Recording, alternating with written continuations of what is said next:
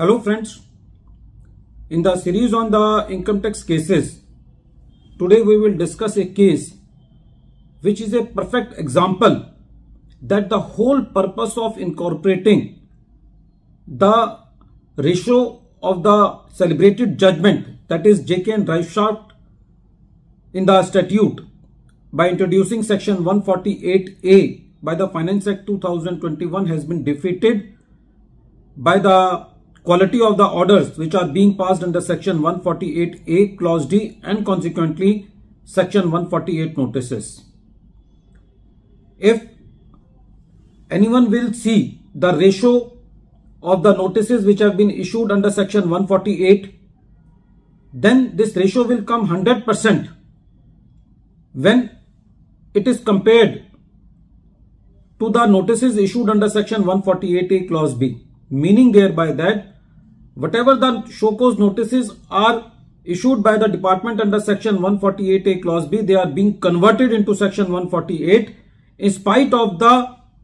any reply which is being submitted by the assessee, meaning simply thereby that the submissions of the assessee are not being considered at all by the revenue.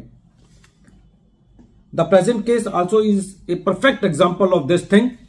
This issue has been taken by Honorable Delhi High Court in the case of Krishna Diagnostic Private Limited versus Income Tax Officer, and this case is reported in 468 ITR at page number 283. The date of the judgment is 25th May 2023. In the present case, the assessment year is 17-18. In the case of the assessee, in 2021,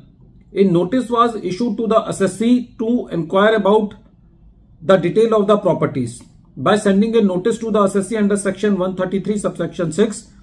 and at that time also the assessee informed the department that the assessee has purchased the property, the assessee has submitted the bank statements, the assessee has submitted the loan statements in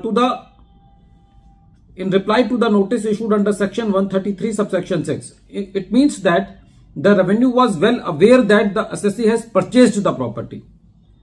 But in spite of that, in the year 2022, a show cause notice was issued to the assessee under section 148A clause B by alleging that the assessee has sold a property on which the assessee has not shown the capital gain. When the assessee received this notice, the assessee replied to the notice by saying that the allegation made by the revenue on the assessee is erroneous and the assessee has not sold a property, but instead the assessee has purchased a property for which the assessee also submitted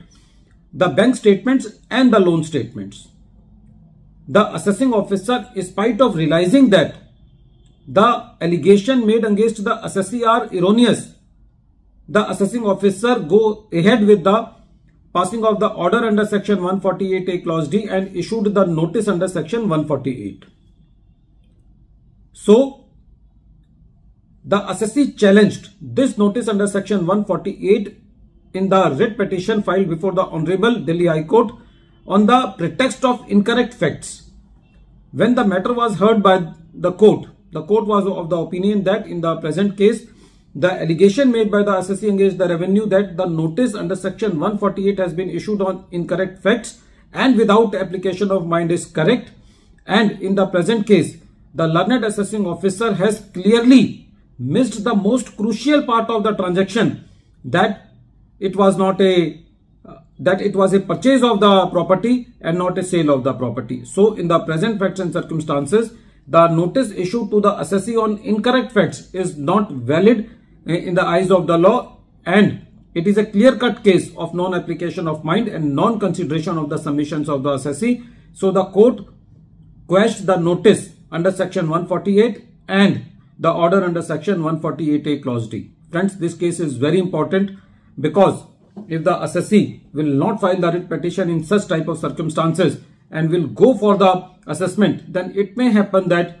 his purchase consideration is added into the income of the assessee as unexplained investments, and the assessee has to bear the heat of ruthless process of assessment and appeals in future also.